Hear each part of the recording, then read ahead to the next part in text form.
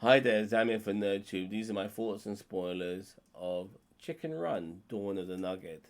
So, this is going to make you feel a little bit old, but it's been 23 years, almost 24 years actually, since the original Chicken Run movie. And unfortunately, because of all that time passing, some of the voice actors from the first film are not here to reprise their role for this sequel. Most notably, our main protagonists, who have got completely different actors taking over their roles. So, as we all know, Julie Swaley played Ginger in the first film. She's now been replaced by Tandy Newton. And honestly, that replacement, regarding what we hear from the voice of this particular character, seems seamless. That that's not the same, unfortunately, for the character of Rocky, who was originally voiced by Mel Gibson in the first film, and he's got a very distinct voice. You know that's Mel Gibson. And Zachary Levi, even though he does a good job in this film, he's not Mel Gibson, and you notice that. And in a way, I don't know if it's necessarily a shame because Mel Gibson's turned into such an arsehole recently, but still, it's like, okay, well, it's different, I guess, but it's not the same. I'll accept it. I'll move on from it. There are other characters as well who've been replaced. Not all of them, I may add, but still, those are the two main ones because they are protagonists. So, in the first film, our chickens they escaped the farm, ended up on an island, and lived happily ever after. Freedom, peace, all of that, able to keep their eggs. Everyone's hunky dory. And this sequel pretty much continues straight after the first film. Rocky and Ginger have had a kid. It's a young little chick named Molly. She's starting to grow up on this island and she wants to know what the world is like off the island. Now, everybody else knows that this world is absolutely dangerous for chickens, but Molly is blissfully unaware. And even though her mum and dad tells her not to leave the island, eventually she goes against their wishes and does leave the island and goes onto the mainland, where she gets caught up in an adventure with another chicken who's gone astray, and they find this chicken factory that looks like a James Bond villain hideout, where all the chickens are kept in a luxurious environment before they've been killed and turned into chicken nuggets.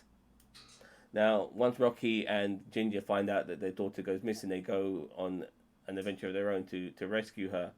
And the vibe we kind of get when it comes to the actual rescue is that of, if you've seen the Incredibles movie where Elastigirl tries to infiltrate that sort of hideout, that layer, that villain's layer, it's similar to that, so to speak, with our chickens as a unit trying to infiltrate this layer to save Molly, as well as all these other chickens that are going to be slaughtered. Now, the reason why these chickens are kept in a luxurious environment is that the owner of this compound believes that if you look after your chickens, then the meat will taste a lot better. Kind of like Wagyu chicken, so to speak. And its owner also has a partner, and that's the returning Mrs. Tweedy from the first movie, who was the villain of the first movie, who had the farm in the first movie. Lots of hijinks, happen during the course of this film. There's some funny moments that make you smile, make you laugh. This film is definitely quintessentially British, but it's not as good as the original Chicken Run. And I was enjoying this film, but at the same time, my concentration kind of went here or there a little bit because it wasn't intriguing me as much as it should do. I did like this film, it just wasn't great. I'm not saying it's terrible, far from it. It's just not great. So just to mark it right now, I'm going to give it a 6.5 out of 10, and that's because I can't give it a higher mark than the original, which in my opinion was like an 8 out of 10. So this is the best mark I can give it. I don't want to give it a 7. I feel that's just a little bit too generous. I think too much time has passed since the original movie.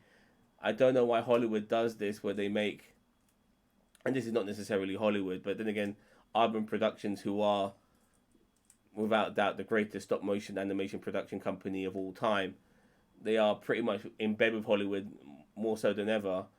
And I don't know why Hollywood constantly brings out sequels so many goddamn years after the previous movie. It's a very annoying thing. I mean, nobody was necessarily asking for the sequel, and once we got it, I was very happy. I did look forward to watching it.